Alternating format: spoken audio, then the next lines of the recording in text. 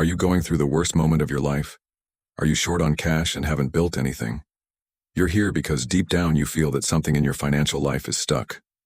I know. I've been surrounded by men who talked a lot and did little. And I can tell you, it's not a lack of talent or opportunities that keeps you poor.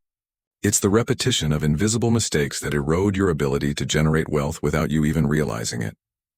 Today, I'm going to expose these 10 mistakes. They are the same ones I have systematically avoided throughout my life. And that's how I built a billion-dollar empire. Listen carefully, because what I'm about to tell you could be a turning point in your career. First, a warning. This video is not entertainment. It is a practical, industrial lesson aimed at those who want results. If you are looking for real transformation, subscribe to the channel now. This is your first step toward commitment. Now, let's get to work. Mistake number 1. Thinking like a consumer, not a producer.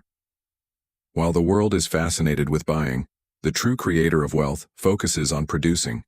I have always seen money not as something to be spent, but as a tool for reinvestment.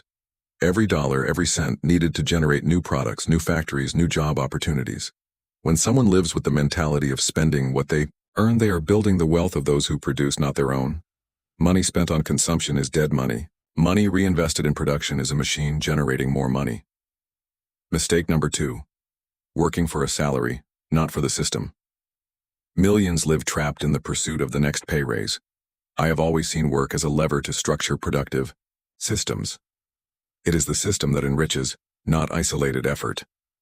While many wanted overtime, I wanted efficient, standardized, and automated processes. When work depends on your time, the ceiling for growth is fixed. When it depends on well-designed processes, the sky is the limit. Mistake number 3. Fear of making mistakes and failing. Failure is one of the greatest teachers of wealth. I failed several times before founding the Ford Motor Company. Every mistake is an adjustment in the machinery of life. The poor fear mistakes. The rich study them, dissect them, and turn them into improvements. Fear of making mistakes paralyzes. Strategic acceptance of failure accelerates learning. Mistake number 4. Looking for shortcuts, not fundamentals. Most people jump from method to method, from magic formula to miracle formula. I have always sought fundamentals: efficiency, standardization, scale, quality, and service. These fundamentals are timeless. Shortcuts last until the next obstacle. It is fundamentals executed well that span decades and sustain solid fortunes. Mistake number 5. Emotional control over money. The poor see money as an emotional reward. The rich treat it as an operational tool. I have never allowed my mood or pride to decide how to invest. Emotional control is the basis of financial discipline. Those who get excited about gains and despair over losses are bound to make wrong decisions. Money requires coolness and logic. It has no feelings, so you cannot negotiate with it emotionally. Mistake number 6. Spend first, invest later. My policy has always been, invest first, consume later, and only consume what is left over. Those who reverse this order live forever chasing their own tails. Investment capital should be sacred. Consumption should be the result of already consolidated results, not future expectations. Mistake number 7. Not understanding the nature of time. Real wealth is built with industrial patience. There is no such thing as solid growth in the short term. Every production line I built took years to optimize. Every factory expansion was calculated with surgical patience. Those who want to get rich quick, without respecting the production cycle, usually lose everything just as fast. Mistake number 8. Surround yourself with unproductive people. I have always selected my men based on merit and efficiency. Poverty loves the company of mediocrity. It is comfortable. But surrounding yourself with people who produce little contaminates your mindset. Your immediate company should be those who execute, improve, and deliver. Productivity is contagious. So is mediocrity. Mistake number 9. Ignoring the power of disciplined repetition. The discipline of doing the same thing well, every day, is the invisible engine of wealth. I didn't invent something new every week. I continuously improved the same process. While many get bored with routine, The producer understands that continuous improvement of routine is the only way to create growing margins. The poor want emotional variety. The rich seek repetitive excellence. Mistake number 10. Thinking that wealth is a privilege, not a consequence. Poverty often romanticizes wealth as a mystical gift, a luck reserved for the few. This is a lie. Wealth is the mathematical consequence of well-applied principles, well-designed processes, and well-executed work. I never believed in luck. I believed in cause and effect. Now look directly at your life. How many of these mistakes are you making right now? You don't have to answer me. The answer is in your bank account, in the structure of your business, in your level of financial peace of mind. But here's the crucial point. All of these mistakes are reversible. The same brain that repeats mistakes today can be reprogrammed to produce wealth. That's what I did with myself, and that's what you're going to do with yourself. Here on this channel, we'll continue to explore, block by block, how to dismantle these saboteurs and structure your wealth-producing machine. If this message has already sparked change in you, write in the comments, "I am ready to build my wealth machine." I read every message personally, because true transformation begins with a public decision to commit. Now let's dive deeper into how these mistakes are disabled in modern practice, adapting the principles I applied at the beginning of the last century to your digital and operational world today. Don't go anywhere. What comes next is what turns theory into results. Now that you know the 10 mistakes that keep anyone in poverty, it's time to flip the mental switch. Because understanding the problem is not enough. Wealth requires organized, disciplined, and sustained action. I have always said that thinking is the hardest work there is, which is perhaps why so few people do it. And what I'm about to show you requires real thinking. The first pillar of escaping poverty is simple in theory but brutal in practice. Turn consumption into production. In the modern world, surrounded by stimuli, you are constantly pushed to consume the new cell phone, the trip paid in installments, the status bought on credit. All of this feeds the system of those who produce. Every dollar you spend to satisfy a momentary desire builds another man's factory. Now think, what if every dollar you earned went through the production filter first? When I started out, every dollar I had left over didn't go on luxuries. It went to improve machines, expand lines, and streamline production. Today, in your context, the equivalent would be to invest first in applicable knowledge, automation tools, technical training, sales channel creation, prospecting systems, and digital marketing with real returns. The question is not, how much can I spend this month?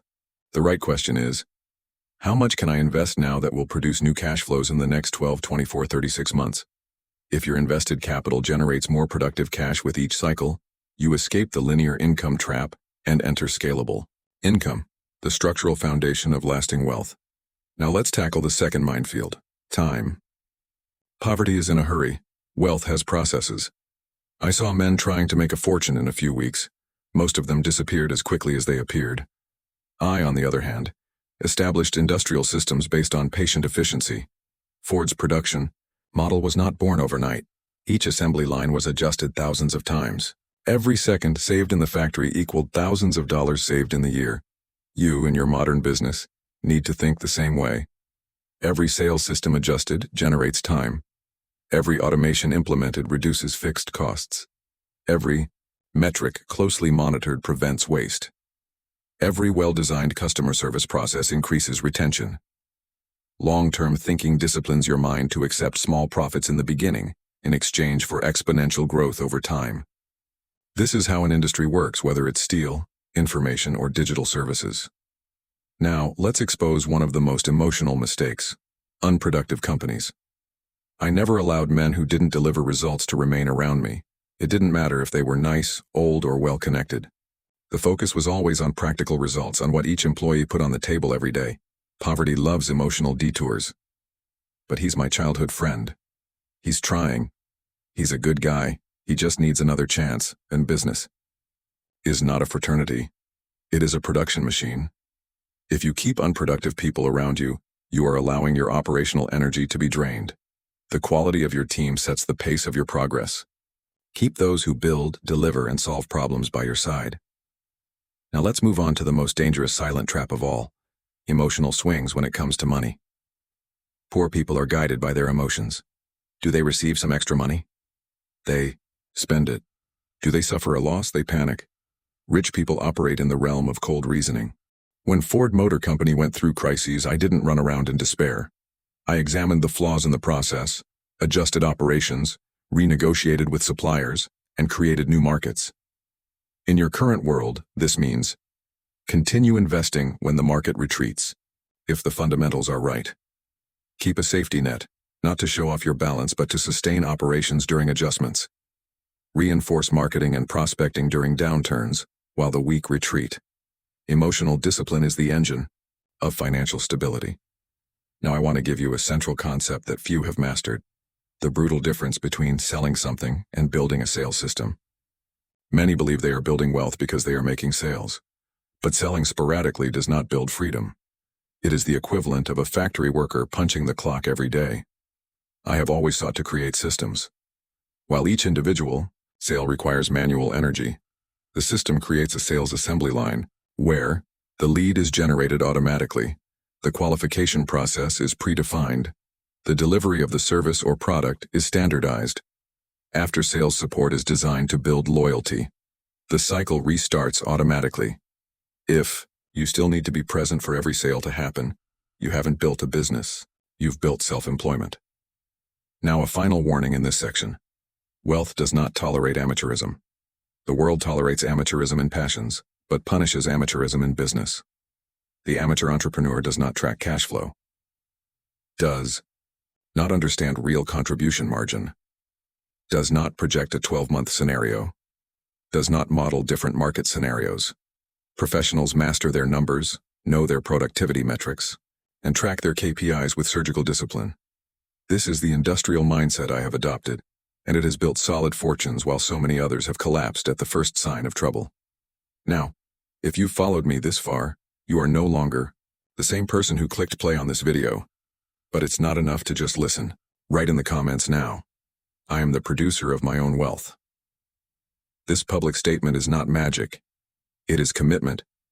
And as I always say, commitment without execution is nothing but an illusion. In the next block, we will delve into the applied engineering of modern wealth building, how to think, plan, and execute like a true industrial assembly line, even when operating in the digital world. Now that you're starting to see the real terrain on which wealth is built, I'm going to give you the part that most people don't have the courage to face: cold, methodical, and systematic operational discipline. Without it, you'll continue spinning in the same cycle of consumption and frustration. Because wealth is not a desire. It's an industrial operation. First engineering point. Cash flow is the lifeblood of a company and of your financial life. I have always treated cash flow as life. When many entrepreneurs of my time were deluding themselves with profits on paper, I was obsessed with real cash. How much came in, how much went out, how much was available to reinvest. Today you need a living spreadsheet. Not a sporadic note, but a daily system where every dollar has a predefined destination. 60% productive reinvestment. 20% safety net. 10% education and process improvement. 10% quality of life, but always proportional to the actual growth cycle. This disciplined allocation avoids the cancer that destroys businesses, the euphoria of early victories. Second point, standardization and automation. I built assembly lines because I understood something that few people grasped. Any human activity can be standardized, replicated, and scaled if it is first well analyzed. Today, its equivalent is found in automated sales funnels, CRM systems, automatic prospecting flows, recorded training for teams, and standardized customer service processes. If your every action still depends on your daily physical presence, you are still the bottleneck of your own growth. What you need are invisible operating machines. Every modern business needs to have automatic lead capture, pre-configured qualification, systematically presented offers, product or service delivery with an operational checklist, continuous satisfaction monitoring and feedback. Think like a production engineer. If each step is not mapped, measured, and optimized, you are still in the artisanal age of business. Third point, cold calculation of margin and scale. Many are enchanted by revenue. Revenue is vanity. Margin is reality. I have always measured my success by the cents saved per unit manufactured, because every cent multiplied by millions of units turns into billion-dollar fortunes. In your business, margins define your survival. How much is left per sale after all variable and fixed costs? What is the monthly break-even point? What is the net margin on total revenue? Without these daily figures, you are driving in the dark. Now, the element that few understand, and that has kept me ahead for decades: sustainable scale with non-negotiable quality. The Ford assembly line revolutionized the world not only by mass producing, but by maintaining a standard of quality while growing. Today, your challenge is the same: how to grow your operation without sacrificing the customer experience. Because the only unbeatable advertising is the consistent repetition of flawless delivery. Well-served customers become natural promoters. Frustrated customers destroy reputations in hours. That's why, before you grow, your model needs to be validated. Can you deliver 10 with excellence? Can you deliver 100 while maintaining your standard? Are you ready for 1,000 while maintaining the same level of satisfaction? If the answer is no, you don't have a scalable business yet. You just have a vulnerable operation. Now let's touch on a deep wound: the modern addiction to distraction. In my day, there was no social media, but there were other distractions. Stock market betting, politics, empty discussions, superfluous things. I always cut out anything that did not directly contribute to my productive goal. Today you are surrounded by stimuli that suck your focus away. Constant notifications. Toxic comparisons on social media. Empty, motivational content that doesn't deliver a method. News that generates fear, anger, and mental paralysis. Wealth requires monastic focus. Define your 3 main goals. Establish daily execution blocks. Eliminate everything that is not contributing to the next operational advance. Wealth hates scattered amateurs. It loves focused soldiers. Now I'm going to give you the key that governs all the previous blocks: control of the operational rhythm. On the Ford assembly line, the secret was not to work faster. It was to work at a steady pace. Each station knew its cycle time. Each worker delivered the same result every day. Stability generated predictability in production, revenue, and growth. You need to bring the concept of industrial rhythm into your business routine. Service with predefined SLAs, deliveries with fixed deadlines, weekly growth targets, short, objective, and frequent adjustment meetings. Weekly review of indicators. With a steady pace, you eliminate chaos and create controlled growth. Now look at your operation. How many of these points are solid? How many are still driven by improvisation, anxiety, or hope? Hope is not a strategy. A system is. If you understand this far, you are on the verge of a real productive turnaround in your life. Now I want you to declare here in the comments: I am installing my wealth system. Now. In the next block, we will enter the final part: how to keep this machine running for years, facing crises, taking advantage of boom cycles, and building what I call wealth immune to instability. Now that you understand the true mechanism of financial immunity, I need you to understand something fundamental. Poverty is fragile because it always depends on external variables. Solid wealth is self-sustaining, like a well-built power plant. Each layer of protection that I put on my businesses did not come from theory. It came from practical observation of the mistakes of others, and my own. In my day, dozens of manufacturers emerged alongside me trying to conquer the automotive market. Many had good products but all succumbed to the first economic storm. Why? Because they built with enthusiasm, not with engineering. The euphoria of selling well in the early years masked the invisible danger. There were no solid foundations to withstand crises, changes, or market disruptions. Now let's take a closer look at the pillars of this shielding engineering. Operational redundancy is not a luxury, it is strategic security. When many people think of multiple sales channels, they think of it as a growth goal. No, it is a defense for survival. And the beginning, I did not depend solely on the United States. In a few years, I expanded production to Canada, Europe, and South America. This allowed me to dilute exchange rate risks, regional crises, and protectionist policies. In your current scenario, don't depend solely on Instagram. Don't depend solely on Google. Don't depend solely on one big customer. Each new customer acquisition channel is a safety valve. If one is cut off, the others keep the financial oxygen flowing. War chest, the lungs of your business. Never confuse cash with leftover money. Cash is your lungs. It keeps you breathing when the market is polluted. During the 2021 recession, while factories were closing, I kept production going, preserved jobs, and even reduced prices. How? We had reserves. In your business, war chest is not for buying a car, traveling, or renovating your home. It is for keeping the engine running when revenue declines. Poor entrepreneurs consume immediate profits. Industrial entrepreneurs accumulate strategic cash. Continuous training is not a course. It is operational culture. At Ford, every new employee spent weeks just learning how the line worked before touching any parts. Because efficiency does not happen by accident. It is taught, practiced, demanded, and monitored. On your team. Do your salespeople master objections? Does your finance team understand the daily cash flow? Does support know how to deal with difficult customers? Does everyone have weekly improvement goals? Without ongoing training, your operation is always one human error away from bankruptcy. Innovation is not a fad. It is a defense against extinction. The biggest mistake that almost cost me my empire was my emotional attachment to the Model T. It was revolutionary at first, but the market changed. By the time I finally accepted that we needed to discontinue production, we had already lost market share. I learned my lesson. Innovation is mandatory, not optional. In your business, which of your products is already becoming obsolete? Which small competitor is doing something different? What do your customers still complain about that you pretend not to see? Those who postpone reinvention are anticipating their own downfall. Cutting waste. The surgery that few have. The courage to perform. In my factories, every gram of metal, every second of work, every meter of conveyor belt had a cost and an efficiency target.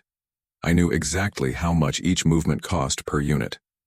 Today, modern entrepreneurs neglect.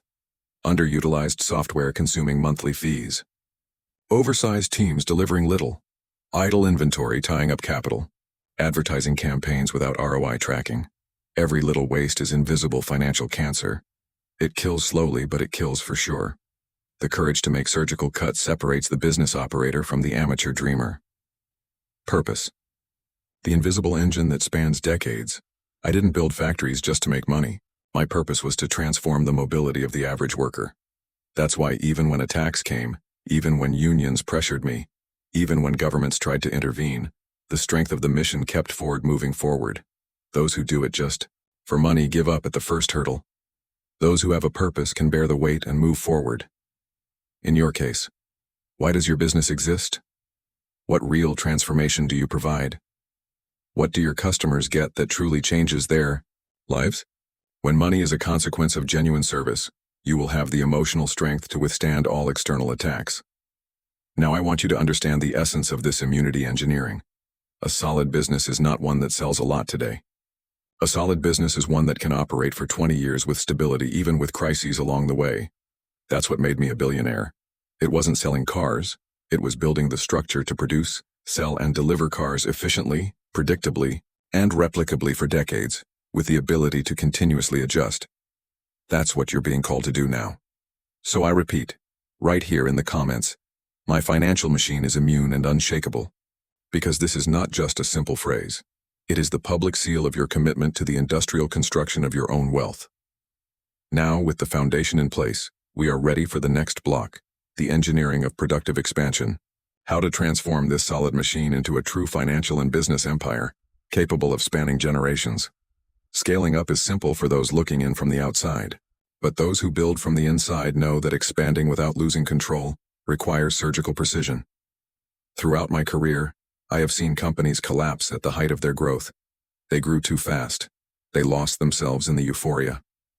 The structure couldn't support its own weight. You will not make that mistake.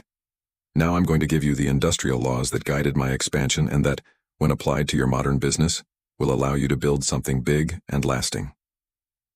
First, law of expansion: never scale what is not standardized. At Ford, each new factory was only opened when the process had been completely mastered at the previous one. No opening new units while the previous one was still testing processes. No hiring teams en masse without consolidated training. No expanding sales while customer service was still failing. The rule is brutal. First control, then replicate. If your customer acquisition system still depends on you negotiating in person, don't scale. If customer service still requires your daily intervention, don't scale. If product or service delivery still depends on improvisation, don't scale up. Scaling up without standardization is like putting weight on an unstable bridge. It may hold for a while, then it collapses. Second law of expansion. Each unit must pay for itself. When I opened new factories, each plant had to generate its own operating profit. There were no indefinite subsidies from the parent company. Many, today open branches launch products and create departments with the illusion that it will be profitable in the future. Healthy expansion is self-sustaining. The cash flow from the new unit covers its costs and still generates a positive margin. The headquarters only injects initial capital, never sustaining it indefinitely. Each sector is responsible for its own efficiency. If the new operation depends on continuous input, you have not expanded. You have only increased the risk. Third law of expansion. Management scalability. Growth cannot depend on your personal effort. In the early years of Ford, I was involved in everything, but I soon understood. I needed to train managers who could multiply culture and process. Today, your job is not to control everything, but to train leaders who replicate your system, sales directors who operate the funnels, customer service leaders who maintain standards, financial managers who monitor margins and cash flow, marketing managers who track metrics daily. Your growth cannot be your burden. It must be supported by a well-trained army. Fourth law of expansion. Keep margins under close surveillance. Expansion brings with it a silent poison. Financial relaxation. I see entrepreneurs accepting lower margins with the argument, "We're growing, we'll fix it later." No, but all expansion must be planned with healthy margins from the outset. I always said, a penny lost per unit multiplied by millions of units leads to bankruptcy. In your modern business, calculate CAC, customer acquisition cost, accurately. Keep LTV, customer lifetime value, well above acquisition cost. Control fixed costs in proportion to revenue. Adjust prices whenever necessary to preserve margins. Expansion without margin control is a time bomb. Fifth law of expansion. Long-term planning with a vision of the big picture. While other entrepreneurs planned for the next month, I planned for the next 5, 10, 20 years. Each factory expansion was accompanied by demand studies, supply analysis, and economic cycle projections. In your context, what is your 3 to 5 year expansion plan? What is the maximum capacity of your current structure? What is the saturation point for each sales channel? What contingencies are already in place for market changes? Those who grow without a map are run over by their own footsteps. Sixth, law of expansion, continuous reinvestment in the system itself. I never took excessive dividends from Ford. The company reinvested heavily in its own growth.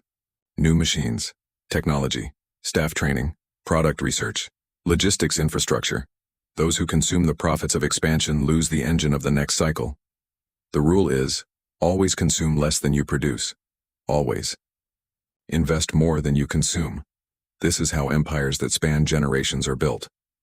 Seventh law of expansion, legal and fiscal protection. As a business grows, it becomes a target of inspections, of lawsuits, of attacks from competitors, of political instability. At Ford, we have built solid corporate structures, well-prepared legal departments, and crisis-proof accounting. In your case, always have strategic legal advice. Structure your business for asset protection. Always. Be 100% tax compliant. Amateurs play with lions. Professionals operate invisibly and are shielded. Now pay close attention to what I'm about to tell you. Scaling a business requires the courage to give up control in order to gain greater control. While you try to be everywhere, your growth is limited to your daily energy. When you build systems, people, and processes, your empire grows regardless of your physical presence. That's what I did. That's what you must do. So I want you to write this down right now. My expansion machine is already in motion. Now in the next block we will enter the final and supreme phase. How to perpetuate the empire. The construction of transgenerational wealth. Most of the rich men I have known lost everything right here. They knew how to build, they knew how to grow, but they never prepared for succession, continuity, perpetuation. and their fortunes crumbled in the hands of subsequent generations because there was no system, no culture, no structure for continuity. I want you to understand a simple industrial truth. Solid wealth does not belong to the individual. It belongs to the system he builds. As long as your business depends exclusively on you, it is still fragile. When the business survives without your daily presence, you have entered the perpetuation phase. Now I am going to give you the gears of financial perpetuation. First gear: institutional culture.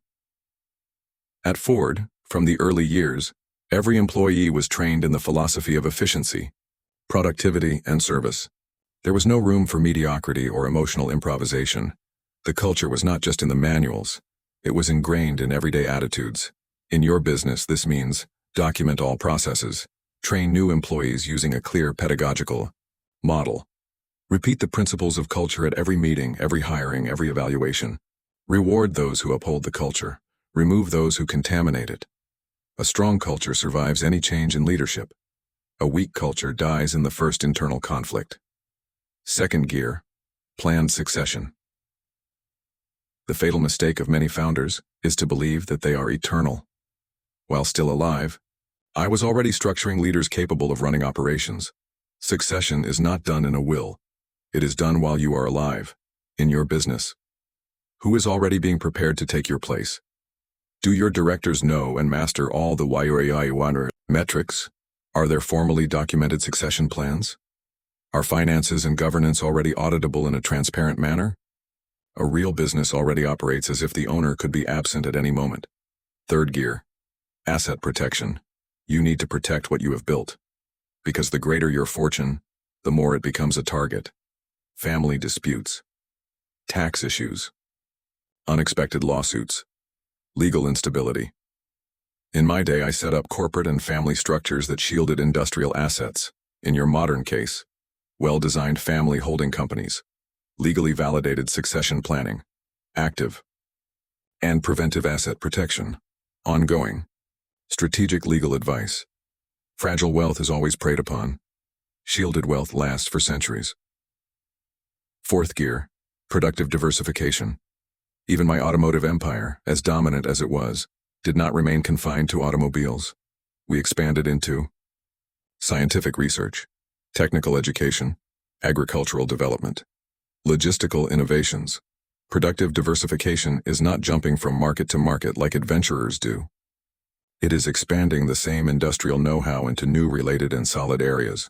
You must ask, where can my capital of competence be applied beyond my current core business?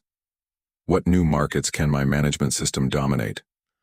How can my team be expanded to new products with the same efficiency?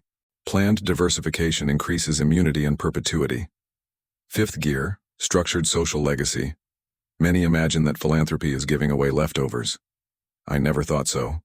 From early on, part of Ford's profits financed schools, training, hospitals, and social structures, not out of empty charity, but because the more solid the society around me, the more solid the base of customers, suppliers, and employees. In your case, how does your business contribute in practice to the well-being of those around you? How does it improve the lives of your customers beyond simply selling them something? How do you train new qualified professionals? How do you invest in real human development? Solid wealth does not float alone in a sea of misery. It thrives in solid, productive, and fair environments. Sixth gear: financial education for the next generation. The biggest flaw of those who inherit fortunes is not a lack of money. It is a lack of preparation to manage money. My children were introduced to business logic from an early age. They understood that wealth was not an acquired right, but a system that requires continuous management. You need to train your successors by involve them in the business from an early age, expose them to real numbers, teach them to control their emotions when dealing with finances. Give them progressive and monitored responsibility. Financial inheritance only survives if it is accompanied by mental and operational inheritance. Now, I want you to visualize a sales system that generates constant flow, a trained team that maintains standards of excellence, secure, auditable, and scalable processes, robust legal and asset management, a social legacy that sustains the society around you. and heirs prepared to take over and expand. All of this. This is the final picture of true wealth. Not a high bank balance, but a productive machine that keeps running at maximum efficiency, regardless of time and generations. If you've made it this far, you now understand why so few build empires. Most don't want to do the hard work of building the system, but you're different. Now I want you to write in the comments, "My wealth is my system. My legacy is eternal."